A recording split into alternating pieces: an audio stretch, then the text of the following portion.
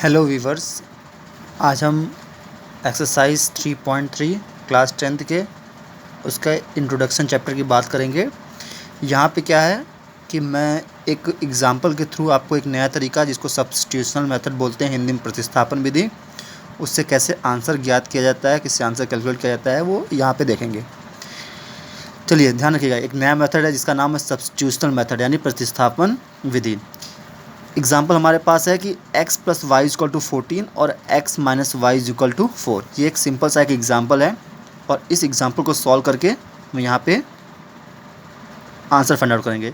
Basically होता क्या है कि इस क्वेश्चन में क्या करते हैं कि जो भी पहला इक्वेशन होता है वहाँ से आप x या y का वैल्यू कैलकुलेट करते हैं और उस वैल्यू को दूसरे वाले इक्वेशन में पुट करके वैल्यू कैलकुलेट कर लेते हैं। चलिए, जैसे पहला यहाँ पे देखिए क्वेश्चन लिखा हुआ है कि x + y = 14। Okay, x + y = 14 लिखा हुआ है।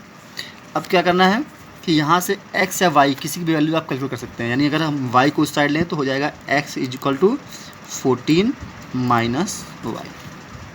ये आपका क्या है, इक्वेशन फर्स्ट आ गया। ठीक है, अब यहाँ पे आपको x की वैल्यू कैलकुलेट हो गई। अब इसी x की वैल्यू को उठाइए और दूसरे वाले इक्वेशन में पुट कर दीजिए। तो यहाँ पर लिखना पड़ेगा कि पुटिंग, या हम इसको इक्वेशन फर्स्ट मान लेते हैं, इसको इक्वेशन सेकंड मान लेते हैं, तो और इसको इक्वेशन थर्ड। तो लिखेंगे पुटिंग द वैल्यू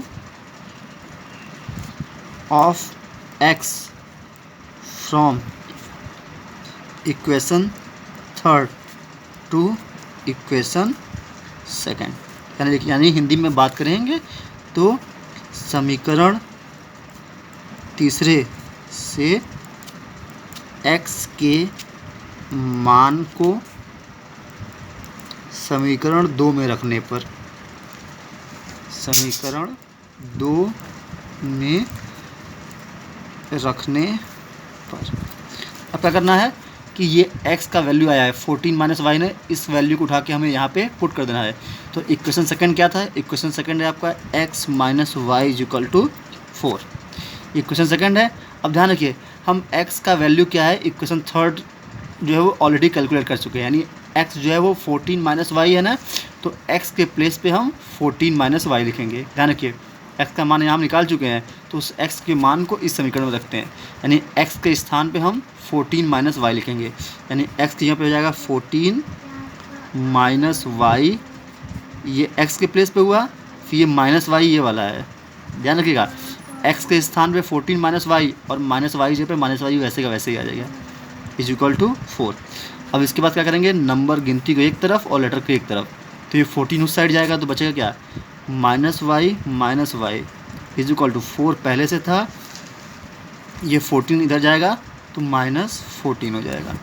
और y और y आपस में हो जाएगा -2y, और ये 4 और -14 दोनों अलग अलग है तो -10 हो जाएगा।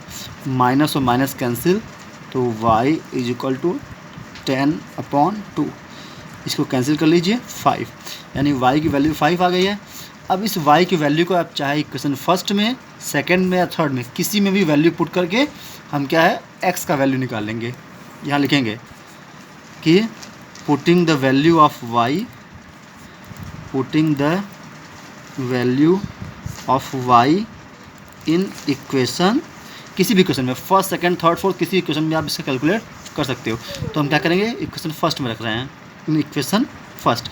इसका हिंदी हुआ कि y के मान को समीकरण 1 में रखने पर। समीकरण 1 क्या था कि x + y = 14। अब देखिए y की जगह पे 5 निकल चुका है, तो y के स्थान पे 5 रखेंगे, यानी x + 5 = 14। अब ये +5 है, उधर जाएगा तो माइनस हो जाएगा, यानी x = 14 - 5, यानी x बराबर कितना हो गया, 9।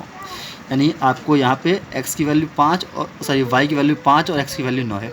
अब आंसर आप चेक कर सकते हैं। देखिए x की वैल्यू 9 दिया है, मतलब 9, और y की वैल्यू 5 दिया, तो 9 - 5 = 14। ये इसका हो गया। x की वैल्यू 9 है, उसमें से y 5 घटा दिया, तो 9 में से 5 गया 4, यानी हमारा ये आंसर सही है।